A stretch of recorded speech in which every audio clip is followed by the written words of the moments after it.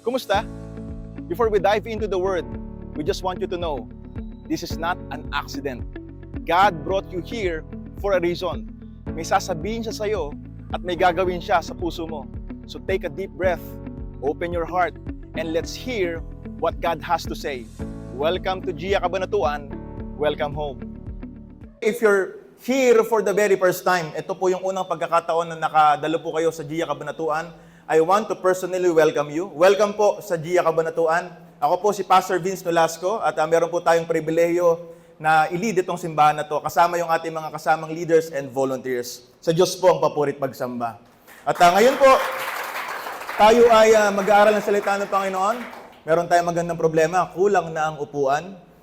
Dahil po Pioneer Church po ito, konting background lang. Lahat po na nakikita nyo dito, may mga tao na ginamit ng Diyos. Halos lahat na nakikita nyo po dyan. Kung magtatanong po kayo, sino supporter ng Gia Cabanatuan? Meron bang politiko na nagsusupporter sa inyo? Meron bang contractor kayong kakilala? Wala po kami. Wala po, no? Lahat po yan ay dahil sa biyaya ng ating Panginoon at dun sa mga kasama natin na naniniwala sa ministeryo ng Gia Cabanatuan. Lagi nating sinasabi, maliit pa lang yung community natin, pero meron tayong malaking Diyos. And time will come po, time will come. Ito po prayer ko, magdadalawang service po tayo. Isang umaga, saka po isang hapon. Amen? Sa Diyos po ang papurit pagsamba. Are you ready to receive the word of the Lord? Handa na po ba tayong marinig ang salita ng Diyos? Okay? Mamaya na tayo makipagkwentuhan at makipag-usap sa ating katabi at makikinig tayo ng salita ng Panginoon. Amen? Tayo pong lahat ay umuko at tayo po ay mananalangin. Aming Ama na makapangyarihan sa lahat, maraming salamat sapagkat hindi kami nauubusan ng rason para magpasalamat sa iyo. Napakabuti mong Diyos. Salamat sapagkat Sunday na naman, may banta ng bagyo. Pero Lord, salamat sapagkat meron pa rin kaming opportunity, hindi po ganun kalakas ang hangin at ulan para makapagsimba po kami. Lord, hindi namin kontrolado yung panahon at klima, pero kontrolado mo po yon. And Lord, yung banta ng bagyo at ulan na ito, Lord, dinadalangin po namin as one community. Pahinain mo po yung bagyo. Lord, patuloy po Ama na wag po ito makapagdulot ng anumang matinding pinsala, Panginoon, sa amin pong mga kapatid, sa amin po dito sa Cabanatuan, sa Nueva Ecija. Panginoon, sa oras nito, kayo ang Diyos na manguna rin sa aming mga pag-aaralan ng mga salita mo. Lord, we have that faith at lagi po naming panalangin na yung mga salita mo hindi lang basta nakaka-motivate, yung mga salita mo hindi lang basta nakaka-encourage, yung mga salita mo ay nakakabago ng buhay. Itago mo ako sa iyong likuran, huwag akong makita, kundi ikaw sa pangalan ni Jesus. Tayo pong lahat ay magsabi ng Amen. Amen. Amen. Ako po yung type ng preacher na interactive, kaya kung pakiramdam nyo para sa inyo yung mensahe, just say Amen. Okay, kung pakiramdam nyo para sa katabi nyo, Amen, para sa katabi ko yan. Sa wakas, tinatamaan din siya. And kung para naman sa kakilala nyo na nasa bahay, sayang hindi siya naka-attend. Sana napapakinggan niya yung preaching ni Pastor. No, praise the Lord. Praise the Lord. At ngayon pong umaga, at kung meron po kayong dalang Biblia, makipagbukas po kayo sa akin sa Book of Romans. Aklat po ng Roma, chapter 12, verse 1 hanggang 2. Romans chapter 12, verse 1 hanggang 2. Okay? Romans chapter 12, verse 1 hanggang 2. Sabi po dito, therefore, I urge you, brothers and sisters, in view of God's mercy, to offer your bodies as a living sacrifice, holy and pleasing to God. This is your true and proper worship. Verse 2, do not conform to the pattern of this world, but be transformed by the renewing of your mind. Then you will be able to test and approve what God's will is, His good, pleasing, and perfect will. Do not be conformed to the pattern of this world, but be transformed by renewing of your mind.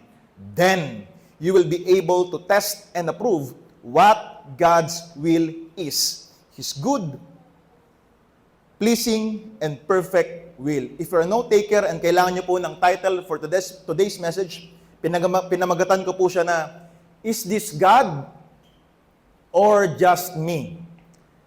Is this God or just me? Si Lord kaya to? O baka naman, ako lang? Hallelujah. Sabihin mo nga po sa iyong katabi, parang ikaw yung topic ng preaching ngayon. Hallelujah, no? Parang papunta sa iyo yung topic ng preaching. Si Lord kaya to? O ako lang, no? And let's be real.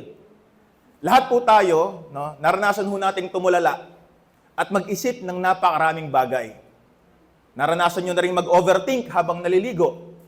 Naranasan nyo na rin manalangin bago matulog, pero walang sagot. Nanghihingi po kayo ng sign, pero wala tayong nakukuhang sagot sa ating Panginoon. And patuloy na nag-e-echo sa isipan natin yung mga katanungan sa ating buhay. And minsan, or madalas, dahil maraming confusion, napapatanong tayo, Lord, is this you or just me? Nanalangin ka, naghintay ka, nagtanong ka, but the more you think, the more kang nagiging mas confused. Minsan, naiisip natin, eto kayang door of opportunity na to ay galing kay Lord or just a distraction? Eto kayang tao na kinikilala ko ngayon or dinidate ko ngayon, is this the right person? O etong tao na to ay mag-iiwan lang ng isang painful lesson? Ito kayang ginagawa ko ngayon, should I let go or hold on? Alam niyo po mga kapatid, isa sa pinaka-challenge sa mga Kristiyano, or especially kung ikaw ay nagsisimula pa lang sa iyong journey, sa iyong pananampalataya, ay yung ma-discern mo or malaman mo yung kalooban ng Diyos. Sabihin nga po natin, God's will. Isa sa pinaka-challenge at madalas naririnig ko, natanong sa akin every time na may nag-open up, every time na may nagkukwento, Pastor, paano ko malalaman kung yung nangyayari sa aking buhay, kalooban ng Diyos? Discerning God's voice can be hard when your emotions are loud. Alam nyo, mahihirapan tayo na malaman kung ano yung kalooban ng Panginoon kapag mas nangingibabaw yung emosyon, kapag mas nangingibabaw yung ating pakiramdam, kapag yung past natin is still fresh, kapag lahat din ng nasa paligid natin ay merong opinion. Mahihirapan ka na malaman at ma-discern ano yung kalooban ng Panginoon kapag minumulto ka ng nakaraan at kapag lahat ng tao sa paligid mo ay para bang merong opinion sa'yo. Pero sa totoo lang mga kapatid, hindi naman talaga natin namimiss yung tinig ng Diyos. Hindi naman talaga sinikreto ng Biblia paano natin malalaman kung anong kalooban niya. Hindi pinahirapan para sa atin paano malaman yung kalooban ng ating Panginoon. Some of us didn't miss God's voice. We just didn't like what He said. Hindi mo naman talaga na-miss yung sinabi ng Diyos. Hindi mo lang nagustuhan yung sagot niya sa mga panalangin mo. Hallelujah! Alam niyo po mga kapatid, sa buhay Kristiyano, it's not always between the battle between good and evil. Sa buhay Kristiyano, it's a battle between good versus God's best. Mag-aral ka mabuti, that's good. Magkaroon ka ng savings, that's good. Magtayo ka ng negosyo, that's good. Ma-approve yung visa, makapag-abroad ka, that's good. You get high grades, high salary, ma-promote ka, that's good. You enter a new relationship, you entertain somebody else or someone else, that's good. But it is God's will. The most common question, the question na dapat nating tanungin, Lord, is it you or just me? And that's the challenge. Marami po sa atin nahihirapan na ma-discern yung kalooban ng ating Panginoon. Nandyan pa po ba kayo mga kapatid? Discernment doesn't start with direction. Alam niyo po minsan sinasabi natin sa Panginoon, nananalangin tayo, Lord, what's next? Saan ako pupunta? Ano yung opportunity na iti-take ko? Ano yung trabaho na kukunin ko? Ano yung dapat kong gawin? Alam niyo po, discernment doesn't start with direction. Discernment starts with devotion. Sabihin nga po natin, devotion. Before you can test if it's God, before you make the decision, before you can chase that promotion, that opportunity, you have to surrender your heart. The Bible is very, very clear. Sabi ng Biblia, do not be transformed to the pattern of this world. Pero bago yung do not, sinabi yung words na offer yourselves as a living sacrifice. Because God's will is not supposed to be a mystery. Hindi mystery yung kalooban ng ating Panginoon. Hindi nagtatago ang Diyos sa'yo. Hindi pinapahirapan ng Diyos na malaman mo yung kalooban niya. Because God wants to lead you. Gusto ng Panginoon na i-lead ka. God wants to speak to you clearly, personally, and powerfully. But before we talk about direction, let's talk about devotion. Because again, discernment doesn't start with direction. Nagsisimula ang discernment with what? Devotion. Sabihin nga po natin ulit, devotion. Before mo tanungin ang Diyos, Lord, where should I go? Panginoon, saan akong bansa pupunta? Lord, anong kurso yung kukunin ko sa college? Lord, magsishift na ba ako ng course? Lord, lilipat na ba ako at magre-resign na ba ako ng trabaho?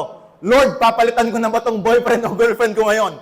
Hallelujah. Wag naman sana. Lord, papalitan ko na ba itong mister ko? Papalitan ko na ba itong asawa ko? Wag naman po sana. Before you ask God, where should I go? Dapat ang sabihin natin sa Panginoon, bago mo tanungin si God, Lord, where should I go? Dapat ang statement mo kay God, Lord, I am here. Nandito ako. And I want to listen to your voice. But the most common problem is this. You want to listen, but you don't know how. At malala pa, hindi mo alam kung paano mapakinggan ang tinig ng Panginoon. At ang malala po ito mga kapatid, you cannot distinguish kung yan ba ay galing kay God, opinion lang ng tao, o sarili mo lang. And the goal of this message is to prove to you na posible nating ma-discern at malaman yung kalooban ng ating Panginoon. Excited po ba tayong magpatuloy mga kapatid? Again, discernment doesn't start with direction. It starts with devotion. Before you ask God, Lord, where should I go? The correct statement is this, Lord, here I am. Nandito ako and I want to spend time with you. I want to listen. Now, basahin nga po natin ulit, Romans chapter 12, verse 1 to 2. Therefore, I urge you, brothers and sisters, in view of God's mercy, to offer your bodies as a living sacrifice. Do not conform to the pattern of this world, but be transformed by the renewing of your mind. Renewing of your mind. Then, you will be able to test and approve what God's will is. Ano yung God's will? His good, His pleasing, and perfect will. Did you notice something? Tignan niyo po yung verse na to. Romans chapter 12, verse 2. Do not conform to the pattern of this world, but be transformed by the renewing of your mind. Then, you will be able. Bago yung ability, meron munang commandment. At ang naunang commandment, bago yung do not be conformed, offer your body. Ibig sabihin, have a devotion or relationship with God. Now, lahat tayo, merong relationship sa ating Panginoon. Lahat tayo, mahal ang Diyos. Amen? Lahat tayo natatakot sa Diyos. Lahat naman tayo gustong sumunod sa ating Panginoon. Walang problema doon sa pagmamahal mo sa Diyos at sa pagmamahal ng Diyos sa iyo. Saan merong problema? Doon sa conforming to the pattern of this world. Okay? Kasi ganito po yan mga kapatid. Mahal mo ang Diyos at mahal ka ng Diyos. Wala pong question doon. Constant ang pag-ibig sa iyo ng Panginoon. Ikaw lang naman yung nagbabago yung pag-ibig mo sa Diyos eh. Pero ang Diyos hindi nagbabago pag-ibig sa iyo ng Panginoon. He's the same yesterday, today, and forever. Constant, unconditional, hindi nagbabago ang Panginoon. Walang question doon. Walang question sa pag-ibig ng Panginoon. May question ngayon sa pag-ibig mo sa Diyos at kung paano ka mamuhay. Hello? Hi. Mabait yung mga bata natin. Alam niyo po, konting commercial lang. Nagpe-pray po tayo ngayon ng Volunteer for Kids Ministry. Ito pong nakikita nyo dito sa gilid. No? Ako po, ang prayer ko po dyan, by December, may room po dyan for Sunday School. Para po yung mga anak ninyo, mga pamangkin nyo, kasama nyo po sa church, pag dumating po dito, hindi, kumbaga, meron pong mag-ano sa kanila, mag-aasikaso.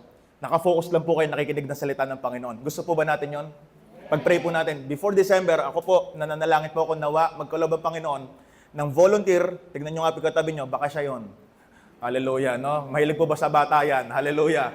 Praise God, no? Then, you will be able to test and approve.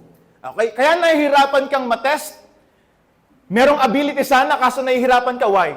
You are still conforming to the pattern of this world. Na-notice nyo po ba ang sinabi? Then you will be able to test and approve. Hindi sinabi na, then you will find God's will on a random blog post. Di ba minsan ganyan tayo? Meron akong katanungan eh. Kaso parang busy yung mga kasama ko sa church, magti-TikTok na lang ako. Naghahanap pa ngayon ng inspirational video, motivational video, and relevant blog post para i-affirm yung pinagdadaanan mo. Ito pala ang kalooban ng Panginoon. Pansin mo, ang una mong nilalapitan, kapag meron kang pinagdadaanan, bakit social media? Ang lapat mong lapitan ng ating Panginoon. Ang sinabi dito, then you will be able to test and approve it. Hindi sinabi na, makikita mo yung kalooban ng Panginoon sa random blog post, o sa friend's advice, o sa random video na viral sa TikTok o Instagram. It may help, it can supplement, pero walang makakatalo kung gaano kapuro and profound yung salita ng Diyos. Amen? Now, you don't find God's will by accident. Hindi yan parang, ito pala yung kalooban ng Panginoon. Hindi ka magugulat na yun yung kalooban ng Panginoon. Nililid ka ng Lord doon. Ililid ka ng Lord para malaman mo kung ano yung kalooban niya. You don't find God's will by accident. Madidiscover mo yung kalooban ng Diyos. Gusto po ba natin malaman kung anong kalooban ng Diyos? You can discover it how? When your mind is renewed and when your heart is surrendered.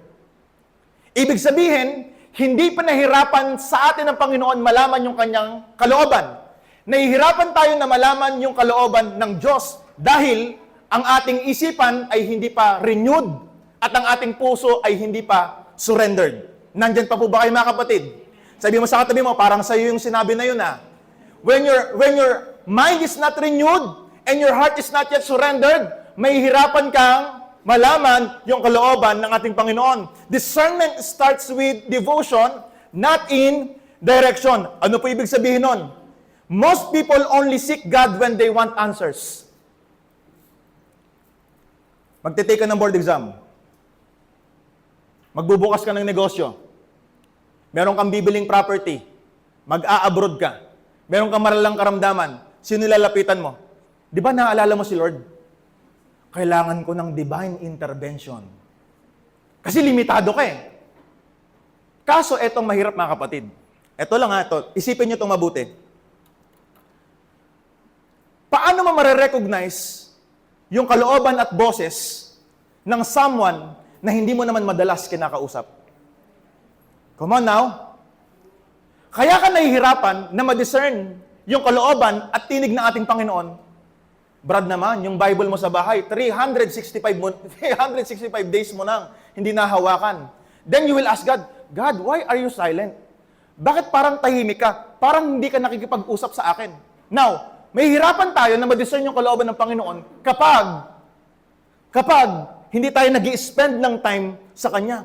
Most people only seek God when they want answers. Magsisimba ako, bakit? Kailangan ko ng sagot. Nung nakuha na yung sagot, nawala na rin siya. Hallelujah. Lord, anong dapat kong gawin? Lord, pupunta ba ako o hindi? Lord, lilipat ba ako ng course o hindi? Lord, magre-resign na ba ako? Lord, saan na kaya? Pero alam niyo po ba mga kapatid, discernment does not primarily knowing where to go. Discernment, it's not primarily about knowing where to go. Discernment, hindi yan yung sinasabi natin, alam mo kung saan ka pupunta agad. Discernment means knowing who to follow. Discernment, hindi mo lang, minsan kasi inuunahan natin si God. Lord, sana mangyari to. Sana makuha ko to. Sana makuha ko tong deal na to. Sana ma-approve to. Now, discernment is not always like that. It's not primarily where you should go. The right question is, who you will follow. Sino ba ang sinusunod natin? Is this God? Or just me? Ang Diyos ba? O tayo? But before God shows you the direction, bago ipakita ng Panginoon sa atin yung direction, gustong i-develop ng Diyos yung devotion. Kasi ang ating Panginoon, hindi siya after sa ating mga desisyon. He's after your heart. Gusto ng Panginoon na baguhin yung ating puso. Nandyan pa po ba kayo mga kapatid? Say amen. Now, direction is something that all we need. Lahat tayo kailangan natin ng direksyon. Pupunta ka ng Maynila, ako po, pag lumuluwas po ako, dependent po ako sa Waze. No? Kaya minsan yung waste of time. No? Kasi meron palang mas shortcut, mas mabilis na daan dahil doon po ako dependent. Diba? But we need directions. Lahat po ng tao, every person, kahit po estudyante, worker, leader, parent, youth, senior, single, kailangan ho ng direction. We don't know the future, hindi po natin alam what's up ahead, and we live in a world, namumuhay po tayo sa mundo na napakaraming opinyon. At naglalaban ngayon sa puso't isip mo, ano ang dapat kong sundin? Yung sinasabi ng salita ng Diyos? Yung naiisip ko? Yung nasa puso ko? O yung sinasabi ng mga nasa paligid ko? We live in a world with too many options. And it's very easy to get lost, pressured, or confused. Kaya ka lost, pressured, or confused? You know why? Ang dami mong options. Ang dami mong gustong pakinggan. Ayaw mo, kapag hindi ka nakontento dun sa answer ni God, Lord, parang hindi naman yun eh. Hanap ka ngayon ulit. Duy, ba't sabi niya, okay lang naman daw? Hanap ka ngayon ulit. Sabi nila, normal naman daw. Pero ang katotohanan, you're confused. Why? Hindi develop yung ating devotion. Gustong i-direct ng Panginoon yung ating paths, pero hindi natatapos po doon. Gusto ng Panginoon na i-transform ka niya at i-transform niya yung iyong perspective at baguhin niya yung ating pag-iisip. Amen. Now, yung discernment, hindi po siya magic voice. And si God, hindi po siya genie. Na Lord, meron akong request. Tapos si Lord may kakaskasin, halimbawa parang hindi po siya genie na mag-wish ka sa Kanya. Hindi genie si God. Si God, siya po ay shepherd. Siya po ay mabuting pastol. Hindi po siya genie. He is a shepherd and He wants to lead you. He wants to lead your life. And He wants to offer you a transformed life. Gusto po ba natin yon? Amen? Because discernment, it's a lifestyle of walking closely with God. Sino yung sinusunod mo? Yung sarili mo lang ba o ang Diyos? Now, previous slide na, ay yung naka-highlight dyan na Romans chapter 12 verse 1. Tignan niyo po Romans chapter 12 verse 1. Okay, wait. Bago po yung naka-highlight, nakalagay dun sa verse, therefore. Sabi nga po natin, therefore. Okay. Now, if you're a Bible reader, or kung mahilig kayo magbasa ng salita ng Panginoon, or kung hindi man, I suggest, gawin nyo pong lifestyle. If you don't know how to start, I have this Bible reading program. Every month po, nagsisend po ako ng 30 days, or kung 31 days yung month na yon, nagsisend po ako ng Bible reading plan sa mga group chats. And kung wala pa po kayo nun, pwede ko po kayong bigyan. And turuan, paano po kayo makapag-start ng inyong journey sa pagbabasa ng Biblia. Now, if you're a Bible reader, you will notice na walang verse sa Bible na mag-i-start sa therefore. Walang mag-i-start sa therefore. Walang mag-i-start sa conjunction. Kaya sinabi na therefore yan, may pinanggalingan yan. May konteksto yan. Romans chapter 12 yan. And yung book of Romans, to give you some context, sinulat yan ni Apostle Paul, para sabihin dun sa mga Kristiyano sa Roma, kung gaano katindi yung gospel, yung good news na nagligtas sa kanila. Sabi ng Romans chapter 3 verse 23, we fall short of the glory of God. Lahat tayo sumablay at hindi tayo nakaabot dun sa kalwalhatian ng ating Panginoon.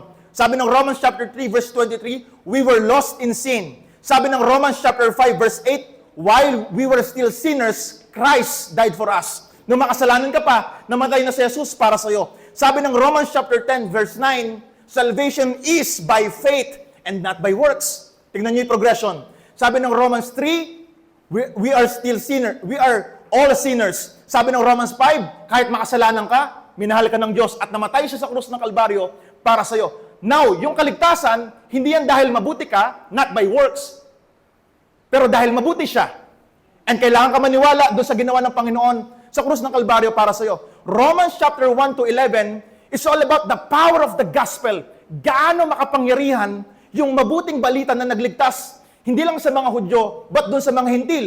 Now, pagdating ng chapter 12, sabi ni Apostle Paul, therefore, dahil ganun katindi yung gospel, at ganun katindi yung good news na nagligtas sa atin, how you should respond. Paano ka magre-respond doon sa pag-ibig ng ating Panginoon? Kung ganito katindi, yung pag-ibig ng Diyos na kahit makasalanan ka, pinatawad ka at minahal ka, paano ka dapat mamuhay? Kaya sabi niya ng Romans chapter 12 verse 1, therefore, nakukuha natin mga kapatid, hindi yan accident, may context yan. Ang context niya, dahil ganito yung ginawa ni Jesus para sa inyo, ano response nyo? Therefore, I urge you, brothers and sisters, what is your response to God's mercy? Paano ka magre-respond dun sa habag, awa at pag-ibig ng Diyos? Ano dapat respond mo? In view of God's mercy, dahil matindi yung pag-ibig sa iyo ng Diyos, offer your life as a living sacrifice. Devote yourselves to Jesus. Devotion muna bago direction. Commitment muna bago clarity. Obedience muna bago details. Amen. Sikuhin mo yung katabi mo. Nandyan pa ba siya? Baka nakatitig na. Nako, hallelujah. Praise God. Praise God. Kaya sabi doon, sa chapter 12, na-shift yung tone. Now that you understand the gospel, the weight kung gaano katindi pag-ibig sa ng Panginoon, how you should live. Therefore, because of God's mercy, offer yourself completely to Him. Ibig sabihin, it's not about earning God's will. Hindi mo ini-earn yung kalooban ng Diyos. Nagre-respond ka sa kalooban ng Diyos. Amen. Nagre-respond ka sa kalooban ng Diyos. No? Discernment begins in consistent devotion. Kaya sabi ni Apostle Paul, offer your bodies as a living sacrifice. Kasi, paanong ibibigay ni God sa iyo yung next step kung hindi mo naman ini-offer yung iyong whole self? Paano ibibigay sa iyo ni God yung next step if He doesn't have your whole self? Direction flows from devotion. Details follow obedience. Sabi doon, therefore, because the will of God is not a reward for good behavior. The will of God, it is a response to God's mercy. We don't obey to earn His favor. We obey because we already receive it. And eto, no, in essence, ganito po siya. Never mo marerecognize yung voice ni God kung hindi ka nag-i-spend ng time sa Kanya. You will find a hard time discerning ano kalooban ng Diyos. Paano mo masasagot yung tanong, Lord, ikaw ba to o ako? Kung hindi mo alam, ano pinagkaiba ng kalooban niya sa kalooban mo? Sa opinion, sa sinasabi ng Diyos, sa profound biblical truth, kesa dun sa opinion lang ng tao. Gusto po ba natin magpatuloy? Amen. Amen. Sabihin mo sa iyong katabi, papunta na sa iyo yung preaching. Papunta na sa iyo yung preaching. Now, Romans chapter 12 verse 1. Tignan niyo naka-highlight. Basahin lang natin. Romans chapter 12 verse 1, yung naka-highlight. Offer your bodies as a living sacrifice before God gives you the go. Bago ibigay ni God sa iyo yung go signal, God wants your yes. Gusto ng Panginoon yung yes mo. Gusto ng Panginoon na mag-yes tayo sa Kanya. Before God gives you the clarity, He wants your commitment. And don't expect God to reveal His plans sa iyo kung hindi mo naman maibigay din wholeheartedly yung puso mo sa Kanya. You're asking God for clarity in your career. You're asking God to guide your career. Pero hindi naman natin masurrender yung weekends natin sa Kanya. Come on now. Sikun may katabi mo, paano ikaw yun You want a word for your future. You want a word for your future. Lord, ano ba yung aking word of the year? Ano ba yung declaration for the week? What is the prayer of the day? What is the word for the future? Gusto nating malaman, di ba? Kaya nga may nagpapahula eh. Ha? Ano kayang kapalaran ko? Natry nyo na ba yun? Babasa ka ng horoscope? Lucky color ay red. Naku, naka-blue ako ngayon. Malas tong araw na to. Di ba? Dinedepende mo yung iyong faith, F-A-T-E, yung iyong future sa opinion ng ibang tao. Well, in fact, hindi dapat idepende mo yung faith mo, F-A-T-E, sa opinion ng iba. Kailangan magkaroon ka ng faith, pananampalataya, dun sa Diyos na nagkocontrol ng purpose mo. Amen? Tignan natin mga kapatid. You want a word about your future but you don't want to obey yung word ng Lord ngayon. And you're looking for signs. Nanghihina na po ba kayo ng signs kay Lord? Lord, kapag umulan, talaga naman. Diba? Lord, magre-resign na ba ako sa trabaho? Kapag hindi nag-good morning sa akin yung kasama ko dun sa office, magre-resign na ako talaga. Diba? Naghihingi ka ng sign, di ba? Sometimes we are looking for signs. Pero never naman natin binuksan yung ating Biblia. Alam niyo po ba yung salita ng Diyos? Marami na kayong binasang libro, pero yung salita ng Diyos, yung tanging libro, na kapag binasa nyo, kayo yung binabasa. Pag binasa nyo yung Biblia, mababago yung buhay nyo. And kung hindi nyo pa po nasubukan, subukan nyo po mamaya after this worship experience, pag uwi nyo mamayang hapon, bago kayo matulog, read your Bible. Basahin natin salita ng Panginoon. Amen? Sabi ng Proverbs chapter 3, verse 5 to 6, ano sabi dyan? Trust in the Lord with all your heart. Do not depend on your own understanding. Bakit? Limitado tayo eh. Do not depend dun sa alam mo. Do not depend on your own understanding. Seek His will in all you do. And He will show you which path to take. Tignan mo. Haring Solomon, author ng Proverbs, kawikaan. Hindi sinekreto ng Lord sa'yo malaman yung kalooban niya. God is always willing and available to show to you which path to take. Saan po merong problema? Hindi ka nagtitiwala sa Diyos and you depend on your own understanding. Kaya kapag inunahan mo ang Diyos, ano nangyayari? Sumasablay ka. Ang sisisihin mo ngayon, ang Diyos, nako kapatid, meron kang free will. Gift sa'yo ng Panginoon yan. Parang ganito. Halimbawa lang alam mo, yung kumukulong tubig mainit. Kapag nilagay mo yung kamay mo dun sa kumukulong mainit, kumukulong tubig, ano pa mangyayari? Lalamigin ho ba kayo? Mapapasok kayo. Kaya anong gagawin mo? Hindi mo ilalagay. Kapag ba napasok ka, sasabihin mo, kalooban ng Diyos yun na mapasok ako. May free will ka. May knowledge ka. May predetermined decisions ka. Nakuha natin mga kapatid. Kaya sabi ng Biblia, may alam ka, pero wag kang magtiwala lang sa alam mo. Do not depend on your own understanding. Seek His will in all you do, then He will show you which path to take. Tignan mo, hindi sinekreto, pero ba't ka nahihirapan? Masyado ka nagtitiwala sa sarili mo kaysa sa Diyos. Amen? Amen? Kailangan magtiwala tayo sa ating Panginoon. Hindi siya genie, siya po ay shepherd. Hindi siya nag-grant ng wish. Gusto kanyang i-lead. And before you ask God, minsan sinasabi natin, Lord, can you guide me? Alam niyo, nakakalungkot mga kapatid. You want God to guide you. But you don't want God to change you. Gusto mo na i-guide ka ni God, pero ayaw mo na baguhin ka niya? You want God to guide your relationships. But you don't want God to touch your standards. Kapatid, do not depend on your own understanding. Magtiwala tayo sa Panginoon. Amen? Next slide na. Ano sabi doon sa naka-highlight? Do not conform to the pattern of this world. Because hindi po lahat ng trending trustworthy. Hindi lahat ng opportunity na nag-open will bring you closer to Jesus. Not every opportunity na nagbubukas, not every opportunity na nag-open will bring you closer to Jesus. Sabi ng mundo, just follow your heart. Sundin mo lang yung puso mo. Kung ano ang nasa puso mo, sundin mo. Sabi ng Jeremiah chapter 17 verse 9, the heart is deceitful above all things.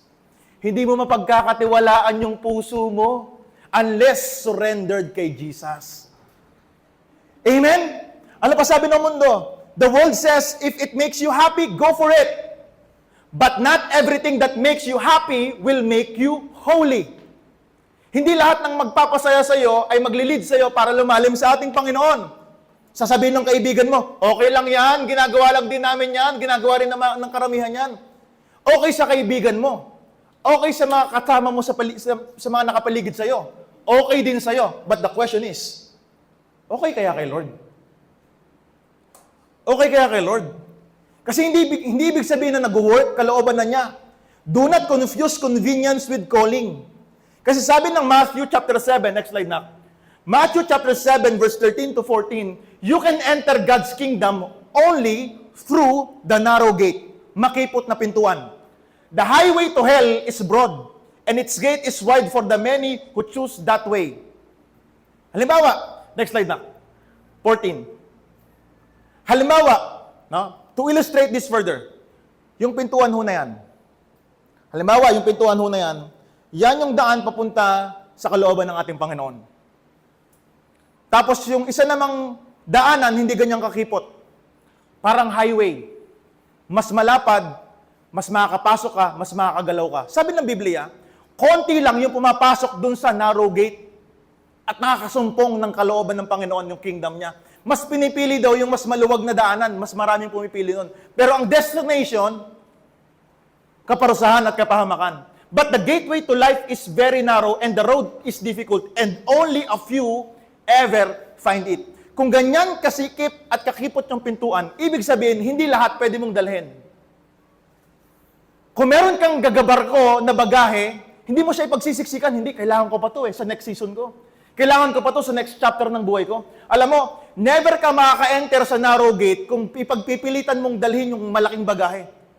Ibig sabihin mga kapatid, for us to understand and to obey the will of God, meron ka talagang dapat bitawan at iwan para panghawakan yung dapat panghawakan.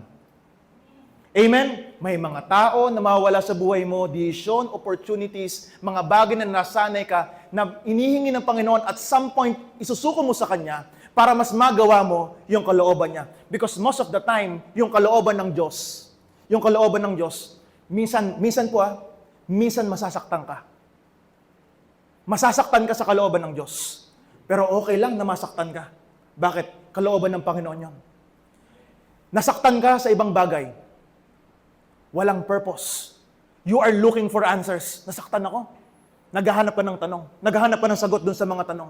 Pero alam mo, sa Panginoon, may mga pagkakataon na hindi mo magugustuhan yung kalooban ng Diyos. Pero okay lang. Kasi kahit hindi mo gusto yung nangyayari at kahit nasasaktan ka, hawak ka ng Diyos. Hawak ka ng Diyos. Kahit nahihirapan ka na, at kahit nagdududa ka na, hawak ka ng Diyos. Amen? Next slide na. Ano sabi doon sa naka-highlight dyan? Be transformed by renewing of your mind. Then you will be able to test and approve what God's will is. God's will is not revealed to a cluttered, bitter, distracted, or worldly mind. Mahihirapan ka na malaman yung kalooban ng Panginoon if your mind is cluttered, bitter, distracted, or worldly. Kung yung utak po natin ay punong-puno ng chismis, fear, inggit, pressure, mahirap makarinig sa ating Panginoon.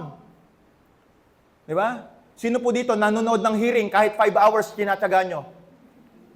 Di ba? Parusahan na yung mga tao na yan, di ba? Naku, ayan, naku, sige, maparusahan ka, makontempt ka, di ba? Hinano natin Kinatyaga natin 5 hours na manood ng Netflix, ng mga pinapanood natin sa social media. Pero yung 3 minutes sa word ni Lord, no. Pero yung 1 oras at kalahati sa Jia Kabanatuan, naiinip ka. Sikunin mo katabi mo. Hindi naman siguro ikaw yun, no? Hallelujah! Hallelujah! No? At magtatanong ka, tignan mo mas mahaba yung screen time kaysa sa quality time. Mas mataas yung screen time kaysa sa quality time, tapos magtatanong ka, bakit parang tahimik si Lord? Hindi match yung time mo na nilaan sa Kanya, doon sa ine-expect mo na answer niya. Alam niyo mga kapatid, ang ating Panginoon, mag-speak siya sa atin if we are surrendered. Kaya sabi ng Psalm 119 verse 105, malapit na po akong matapos, your word is a lamp to my feet and a light to my path. Example, mahulog, halimbawa, sino po may sing-sing? May sing-sing ho kayo, no? Halimbawa, may sing-sing kayo. Yung sing-sing nyo, pag nahulog sa kwarto nyo, hahanapin nyo, tama po ba?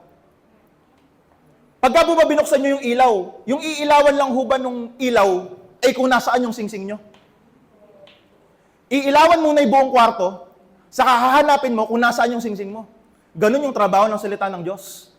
Hindi lang siya magpo-focus sa isang chapter ng iyong buhay o isang area ng buhay mo na gusto mo lang.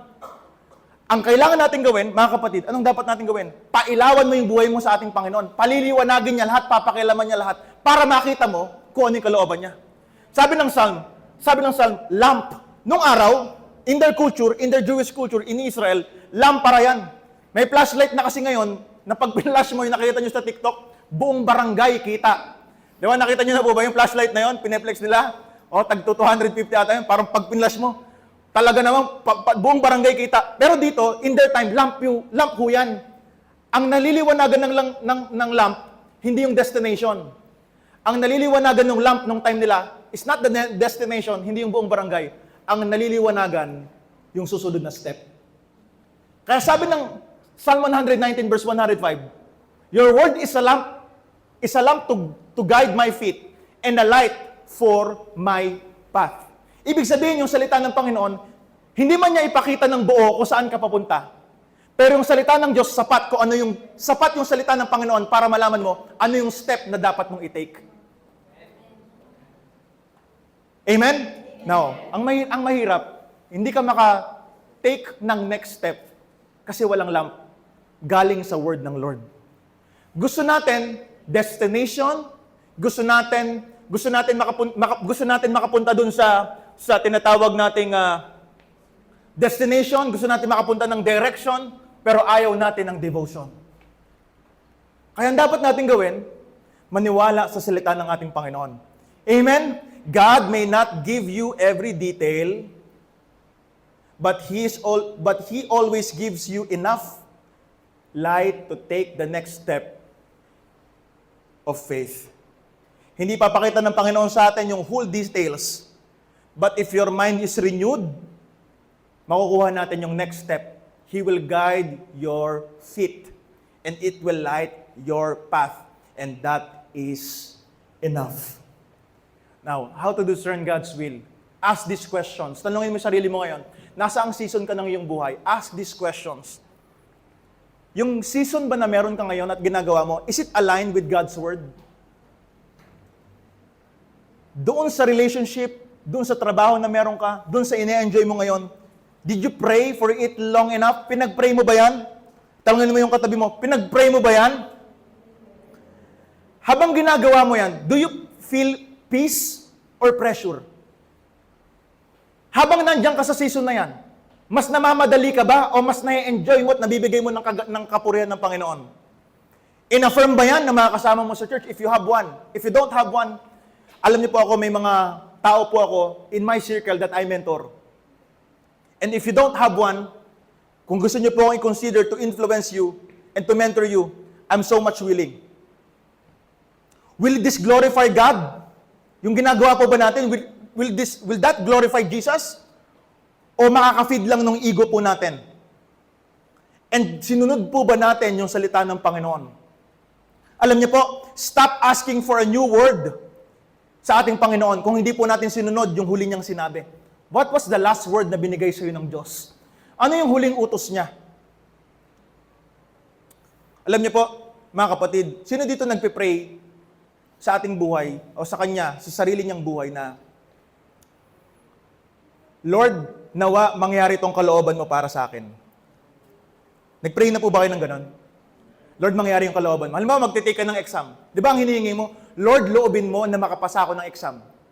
Tapos you will make a promise. Di ba? Sabi mo, Panginoon, makapasa lang talaga ako ng exam? Panginoon, pag mag-top lang talaga ako sa klase? Lord, ma-push ko lang talaga tong deal na to? Lord, ma-approve lang tong loan ko? Lord, ma-approve lang tong visa ko?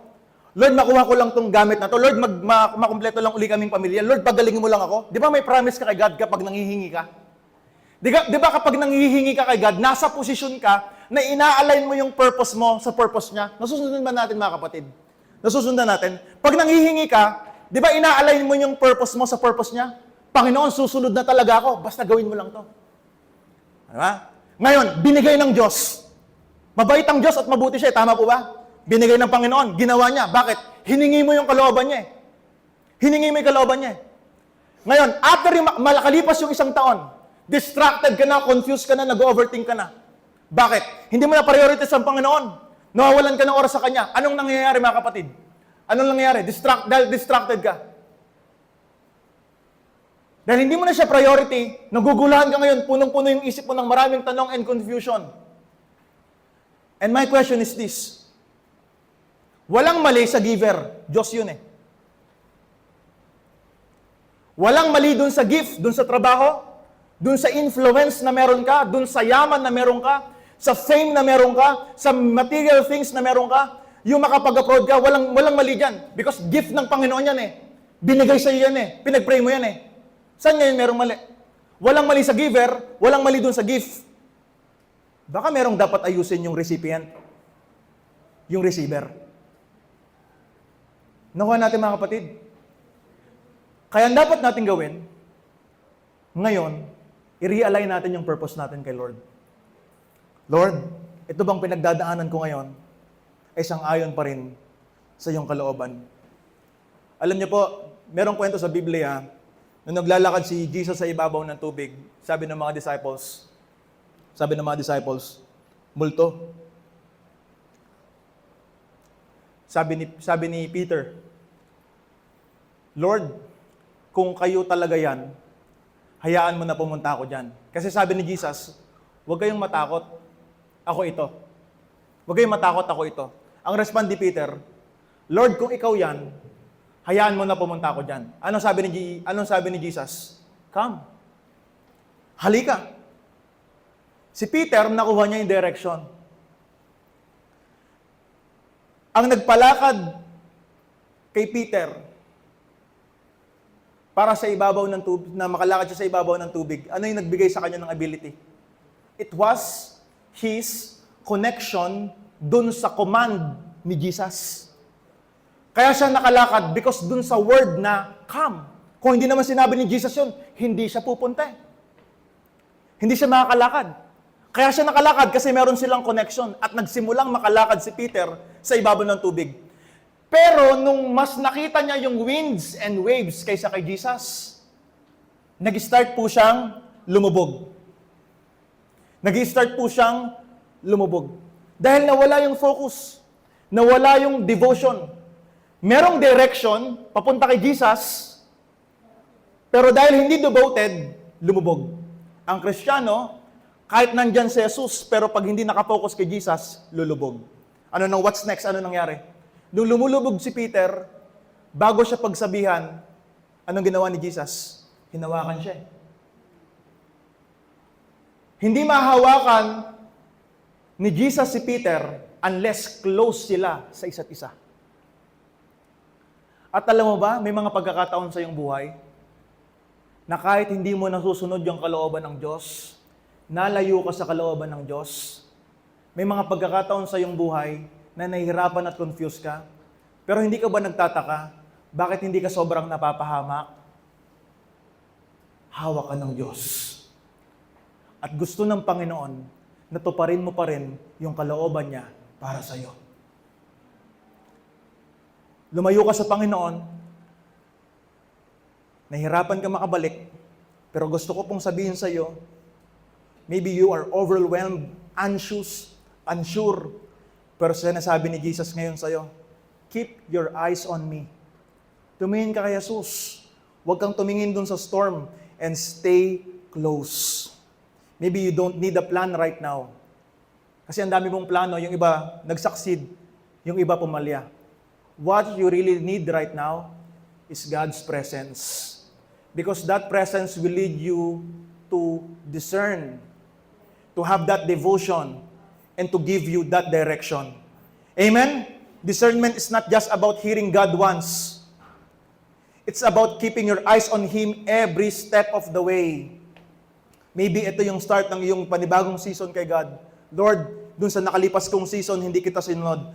Pero ngayon, gusto kong sundin ang iyong direction. And I want to stay connected to have that devotion with you. Amen? Amen? Sabihin natin sa Panginoon na, Lord, I don't just want your answers. I want your presence. Because your presence is heaven to me. Ang pinaka-importante sa akin, yung hindi mo ko iwan. Amen? Meron po ba tayong nakuha at meron po ba tayong na-receive sa salita ng Panginoon? Let's thank God. Palakpakan natin ng Diyos. Alam ko na merong conviction sa inyong puso. Merong conviction sa inyo to change your mind, to renew your mind. Merong conviction sa atin na merong conviction sa atin na gawin at may pinapagawa sa atin ng Panginoon. The secret, wag natin pigilan. Wag natin pigilan. Allow Him to transform your life. Allow Him to guide you and to change you. And He will give you the desires of your heart. And He will give you the paths na dapat nating i-take. Tumayo po tayong lahat at tayo po ay mananalangin.